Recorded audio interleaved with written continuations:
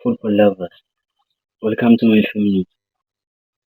On my channel, I'll keep you daily updated about Kaizer Chiefs. So kindly subscribe to my channel so you can be daily updated about Kaizer Chiefs. First and Salam's update. Kaizer Chiefs haven't returned with any new offer since their international bid was rejected. Nothing is happening at the moment. Azam FC have postponed a contract extension,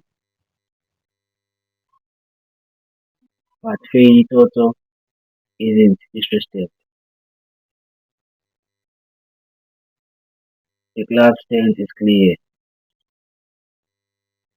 honor your current deal, then you are free to leave when it ends.